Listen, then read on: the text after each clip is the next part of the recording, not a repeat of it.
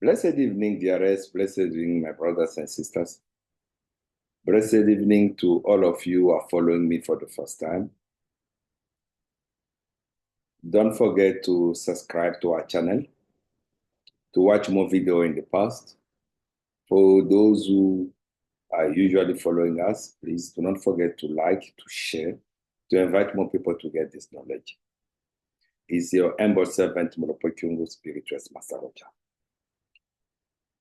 Today, I want us to talk about relationships and connection with your partner. I'm gonna talk about some questions which have been asked privately.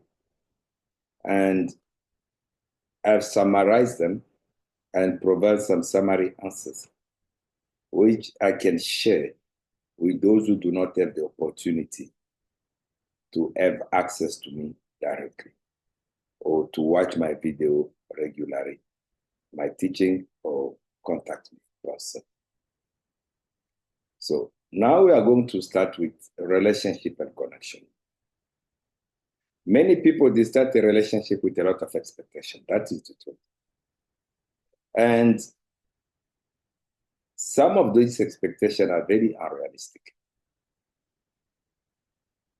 In the process, when they start finding out that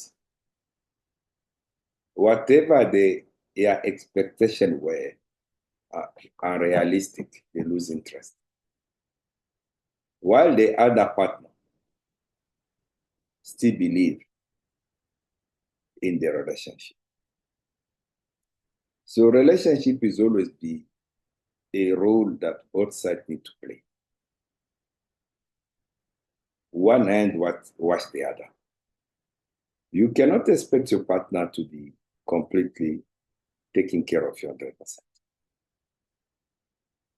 You are a human being with all the faculty. You need to have a role that you are playing in the relationship, which make you relevant.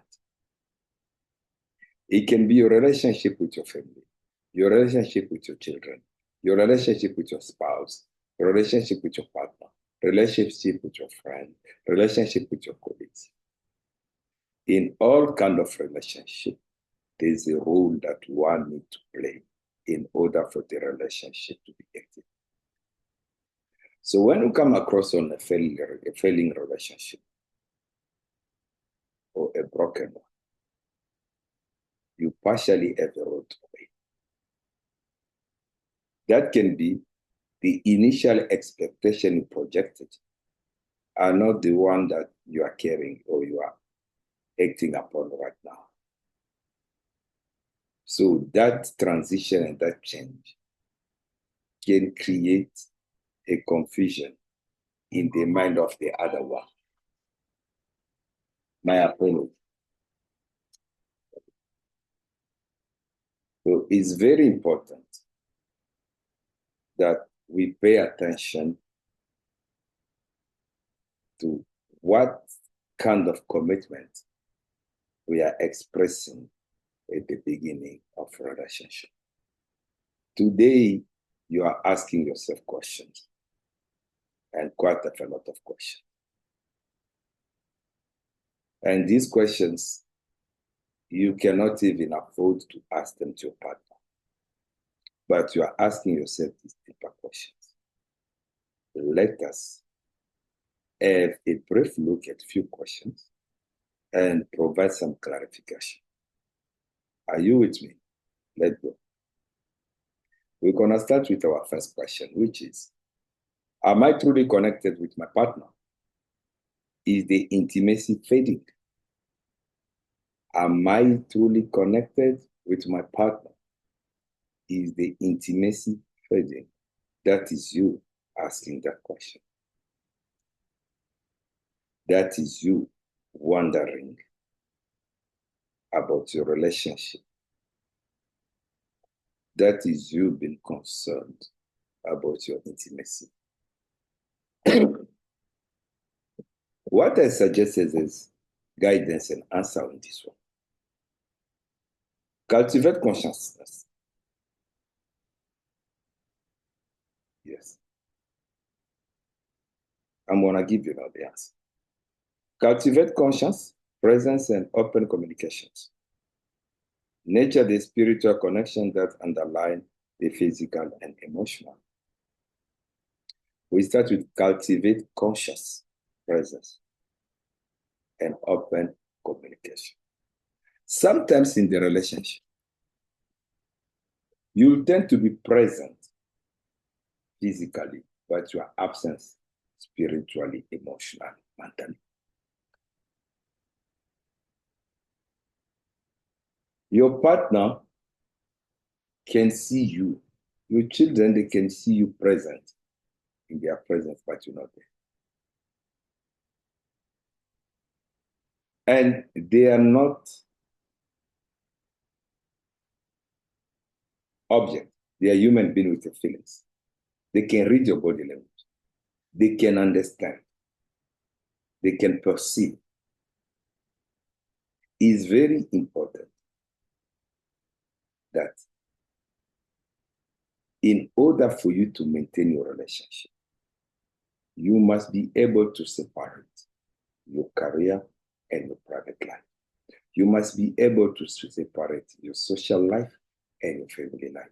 You must be able to separate any other kind of life with your family life, with your partner, with your spouse. Nurture the spiritual connection that underlines the physical and emotional. You focus more on the perception of others of your relationship in love. You portray in love. You write, you comment, you post love. But are you connected spiritually? Are you sharing the same belief? Are you viewing the same direction? Are you agreeing on the path to follow? Are you having the peace that you need? So before you go to intimacy, which can be affected by a lot of factors, it can be stress, it can be disagreement, it can be lack of appreciation, and more. You need to ask yourself, which role are you playing? How much have you invested and how much have you gained back? I'm repeating, relationship is a two-way. There's no way one side will be making the effort and the other side neglecting the effort or making inactions. In order for it to work, both partners need to be committed as they were committed to live together. I believe I clarified that question. And then we are going to the seventh. Are my friendship meaningful and supportive? I'm repeating. Are my friendship meaningful and supportive? You are asking yourself that question. What must I do first so that my partner can appreciate my effort? What must I do right so that they can notice what I'm doing? Sometimes we tend to assist people, to help them, but not in the way they want to be helped. It always will be one of the major points that people miss. You want to help me, you need to understand where do I need help. Don't assume that your assumption are my need. And most of the times we make those mistakes. We want to help someone, we assume what we know as assumption is the reality, while it is not. So now, you are asking yourself this question as you are listening to me. Are my friendship meaningful and supportive? This is the answer that I suggest. Invest energy in a relationship that uplifts and nourish your soul. Release those that drain and diminish you. When it comes to relationship, you need to be very factual and conscious. You need to be factual and conscious because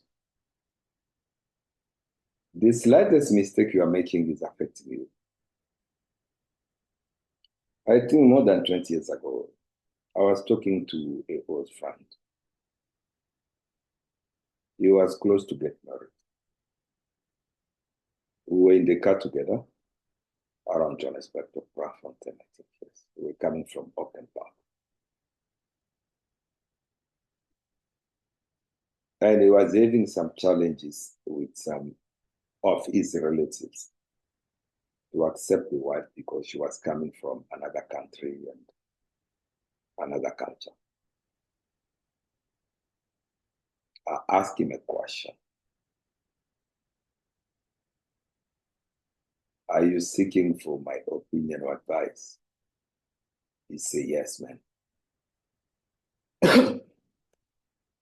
I tell him, I'm not going to give you my opinion. I'm not going to advise you. He turned because he was the one driving. He turned and looked at me. I said, yes. The person who's going to live in that marriage is you. The person who's going to share their life with that woman is you. The person who's going to witness joy and sadness in that marriage is you. Where does my opinion come and fit in? Because what I'm going to think, what I'm going to say, I will never witness the happiness and the sadness of that marriage. So you who is making commitment, you shall weigh your options. If this is the road that you want to follow or not. I'm not going to ask you not to commit. I'm not going to advise you to commit. I'm going to ask you to be factual. What you need to be separated from what you want. If you believe that in your life you need this woman, you know what to do. If you believe that in your life you want this woman, you know what to do.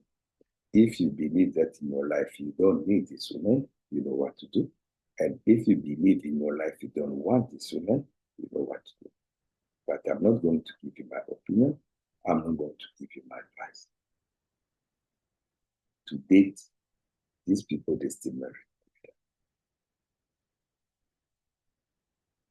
They still a couple. I met with that old friend of mine, I think, 2 years ago.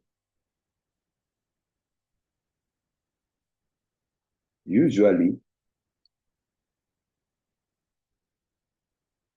people who want to be people pleaser don't succeed in life.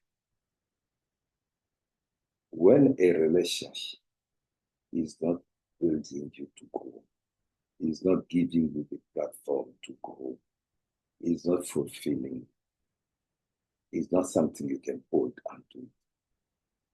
It doesn't matter your age. It doesn't matter the circumstances. There is no way you can accept to be subjected to a certain way of life based on fear of age, means, circumstances, or other people's opinion. Each relationship which is taking you further than where you were, the relationship that is fulfilling your soul, regardless of its imperfection, work to fix it. You will never find perfection, that is true. Don't be the judge in the relationship with partner. Share responsibility, don't throw responsibility at others.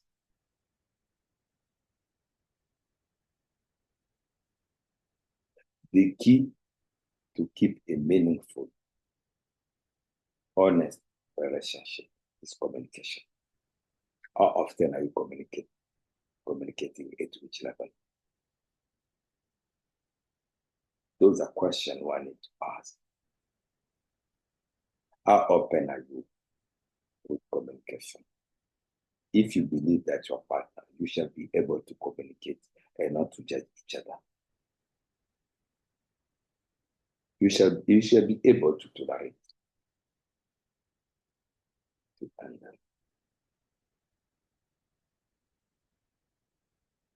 I believe in this question of your friendship. You will feel like supported.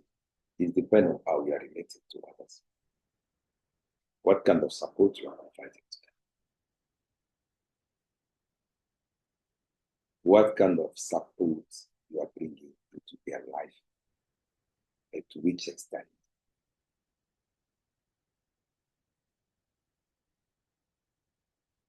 You need to evaluate what you're passionate about and what you spend time to talk about with your friends.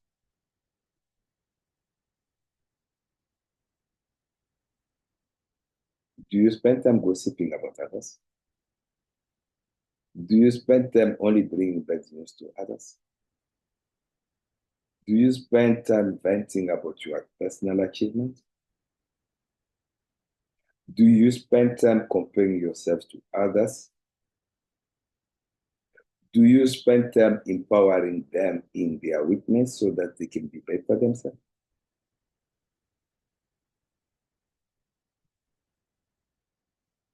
Do you encourage them to become independent and productive? Do you support them to have a balanced, meaningful life? Abiding by Maa't.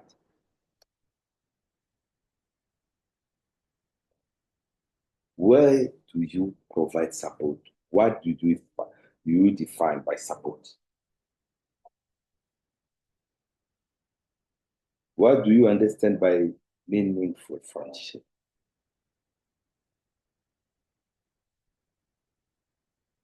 So try to work around these things and better how you relate to others. Don't expect. Making impact in people's life is not necessarily people that you know, people that you are related to or are close to. It can be complete strangers from a stranger land. That is true friendship. That is support. That is meaningful contribution. We are going to our third question. How do I navigate changing relationship with aging parents? Yes, I'm repeating the question. How do I navigate changing relationship with aging parents? I did that because I know that this is one of the common things that a lot of people who are having the opportunity and blessing to grow up with their parents and who are witness their aging parents or their aging parents, they come to or across certain challenges to handle those ages. Anyway, all of us we are going there. Will be also judged based on the way we are judging them today. So I provide this kind of approach. Approach with compassion, patience, and understanding. See their journey with love and offer support in whatever way you can. Remember, our elders, they've reached the age of retirement. Some of these individuals, they've been busy all their life. Some of them, they've been very active.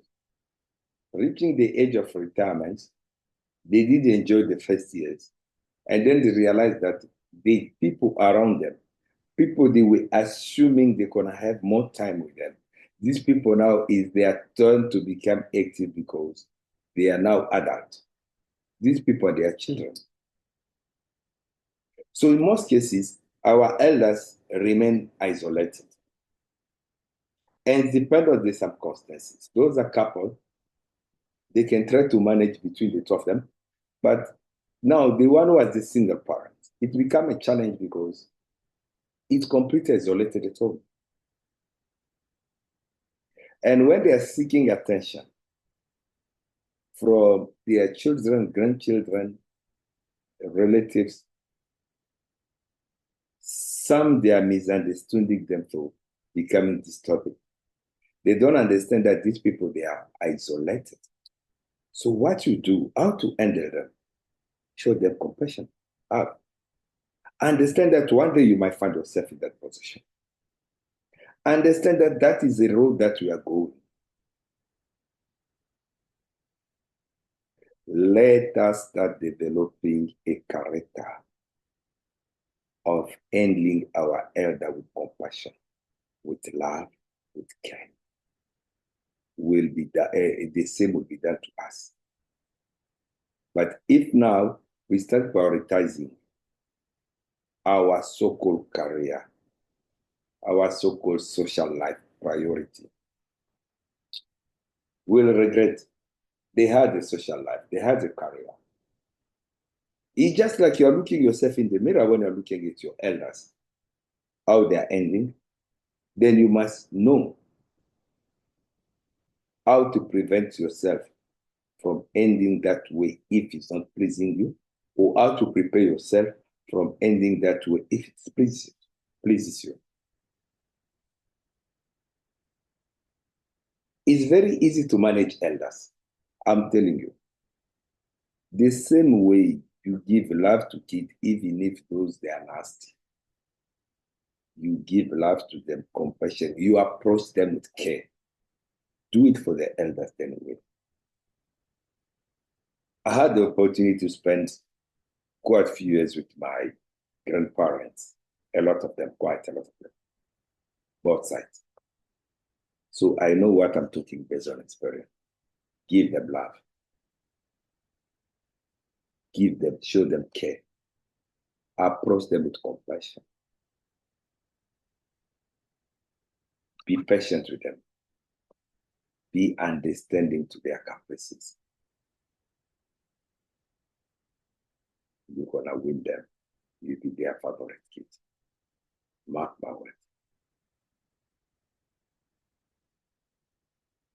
We are going to the next one. Do I cope with children leaving home? Emptiness syndrome or returning boomerang kids? Do I cope with children leaving home or returning boomerang children? They call it the emptiness syndrome.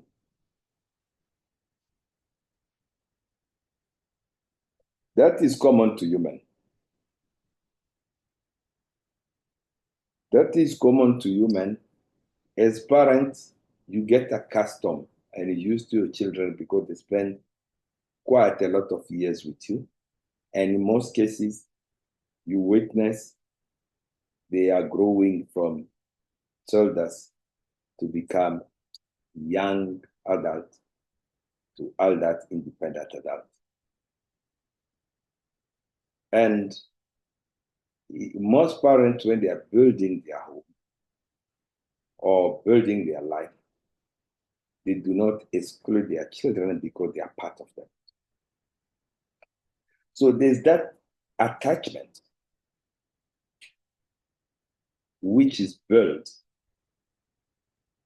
between the parent and the children, which is called unconditional love. So now, what did I make as a resume? Because why I make resumes, I'm dealing with people with different circumstances. Their methods, they can be more or less similar, but not similar. So we need to appreciate each individual person based on their reality. But when I'm coming at a show like this, I'm giving summary answers to try to enlighten many of you. Now, this is advice that I advise in most cases. Embrace this transition as a new phase of growth for both you and your children. Find new purposes and connection. It always be an honor for every parent after educating their children to witness as they leave their home, they go, they are independent, they are successful. Every parent are proud when their children are doing well. That is the wish of every parent, unless there's something that is abnormal with that parent, to want to witness their children fail. And then it always be every honor for the children to honor their parents when they are witnessing success after coming from their education. Now, when your children are living, definitely they're gonna go and partner with other people's children to become couple. Some they wanna choose an independent life. When they are leaving the home that you built for them, you're remaining alone as the owner of the house. Yes, the environment can look more bigger for you. You are used to see their faces hanging around. Now no one is there. The emptiness. You feel like sending, like talking to them. They are not there. Is the joy, is a blessing. You shall bless the gods of the land where your children grow up. You shall bless the sun that is shining upon them. You shall bless the moon that is shining upon them. You shall bless the star that is shining upon them. You must bless the gods and their ancestors and our Creator. Because it's a good thing. When that is happening, what you need to do is to start finding new interests. Because remember, your costs have been reduced now. They are leaving your home. The amount that you are spending for the house maintenance is reducing. You can have new interests like going to the gym, going to spiritual classes, find a new hobby, yoga, find a discipline that can interest you, find a network club of people of your generation that you can connect with. Go online, create new opportunity to keep you busy, find new interest. Because if you keep on stressing about them, you are casting a negative energy to bring them back home and making them feel, which is not your true wish. But when you are celebrating their success, you are enable them to strengthen their relationship, remaining successful, and giving grandchildren in a proper way, which gonna come and cover that emptiness again. So think about it, embrace the transition. It's a blessing for you. Many never witnessed that. You are witnessing. That shall be a subject of celebration and grateful. Then we are taking the next one. Am I lonely even within a relationship? Am I lonely even within a relationship? And I advise that seek deep level of authenticity and vulnerability in your connection. True intimacy arises from sharing your true self.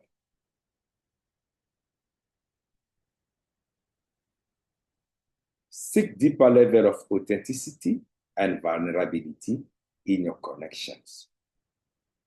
True intimacy arises from sharing your true self. A lot of people, they can be in a relationship, but they feel lonely.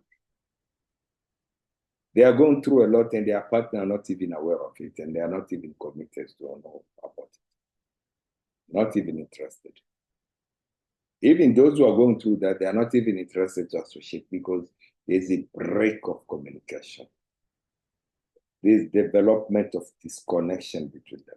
And that is very dangerous. Once you start feeling lonely in the relationship, trust me, is a way out. Before you realize it, it's going to be easy for you to fall into someone else without you planning it. Because you are now present only physically. You are spiritually absent. You need to talk to someone about it. Try to talk to your partner first. Try to engage your partner. If they do not understand, suggest that together you seek spiritual counseling. If they agree that will be good things, you seek the one of your choice. You can still consult me. I do consulting from distance. I provide service online. I provide service on one-on-one. And if they disagree,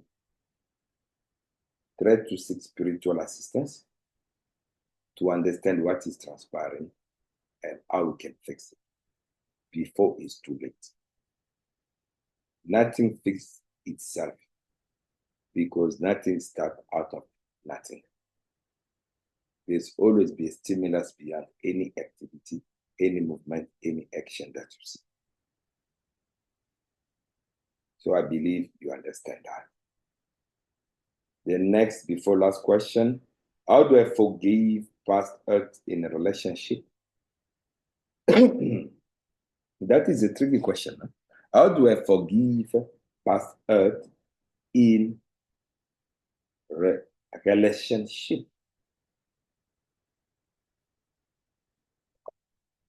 I don't believe that there's anyone in relationship who never been hurt before. And many people who are already adults, the majority have been more than one relationship.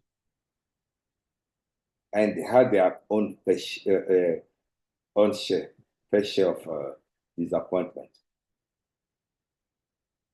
What did I advise in most cases? Forgiveness is a gift you give yourself, releasing the burden of resentment and allowing for healing and growth.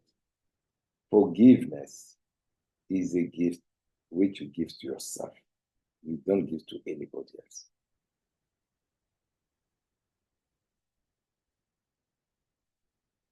Yes, I'm repeating, forgiveness is a gift which you give to yourself, not to anybody else. Releasing the past resentment and allowing for healing and growth. Sometimes it becomes surprising. Someone, they've already pretending to move on. They are in a new relationship where they pretend to be happy, but they're still bitter of their ex. Why? Why are you clinging to the past? They hurted you because they didn't deserve you. They hurted you because you're not one of them. You make wrong choices. You went for the wrong person. They show you their true color. You learn on time. It doesn't matter how you get hurt, but you have learned from it and move on. Why are you still holding on to the past? Why do you want to make the impossible possible? Why don't you want to accept the naked truth and move on?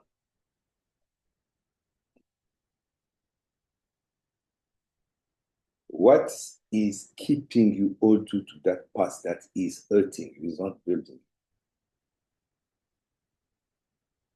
That hurt, you start even transferring into your new relationship, your current relationship. You are even affecting an innocent partner who never participated to that, who never even advised you to go and commit to that person. But today you want them to pay the price of the mistake of someone else. Is that fair? Do you truly think, is that fair? Do you truly believe that is how things shall be handled?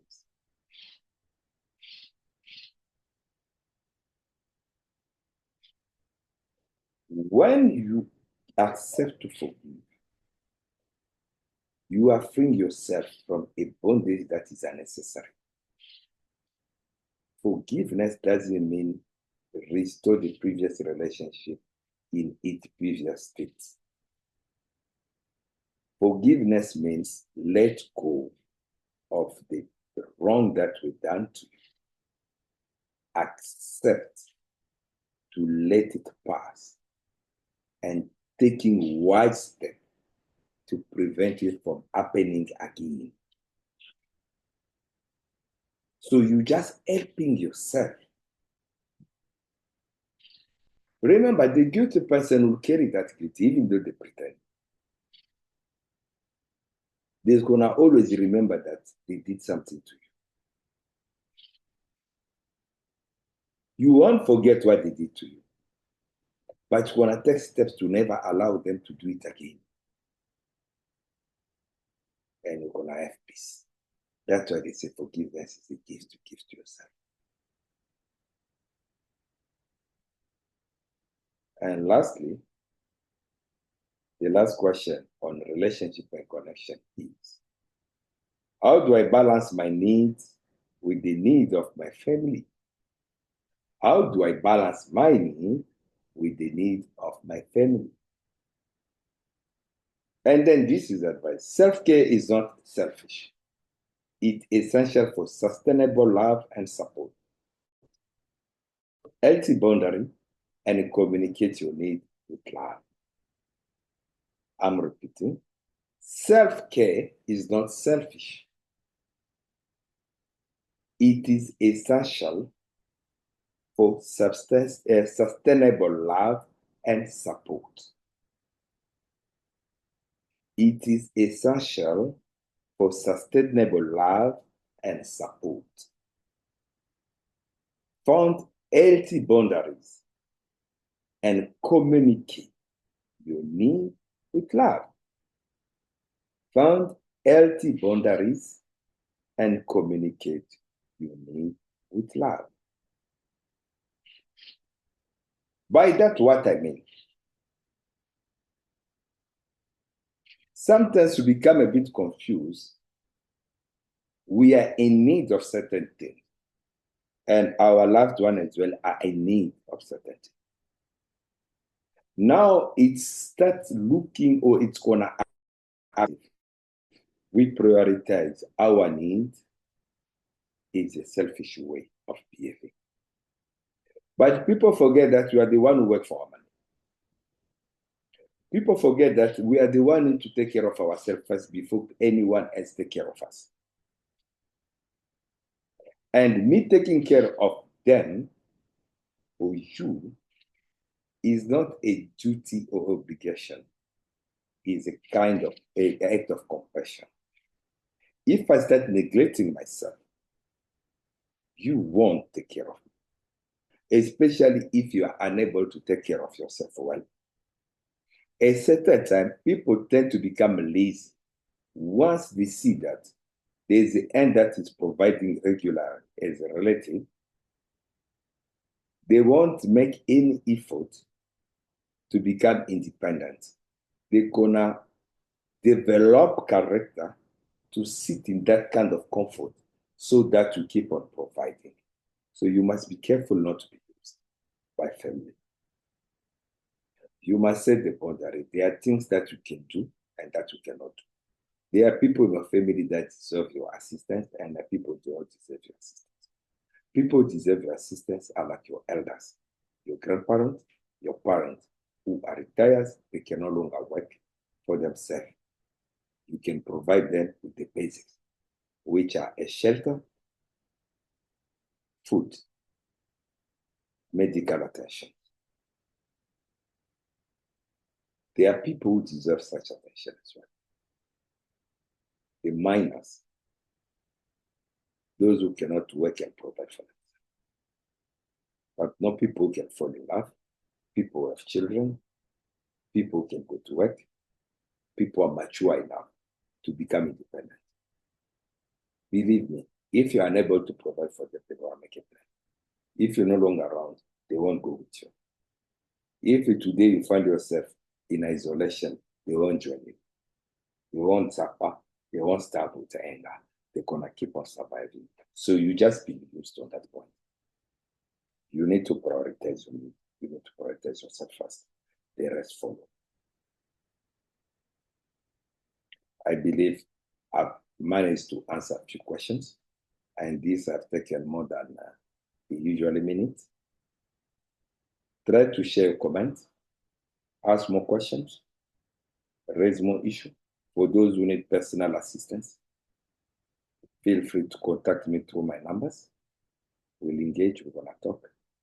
You're gonna get the necessary support. Remain blessed and see you on our next episode. Thank you very much and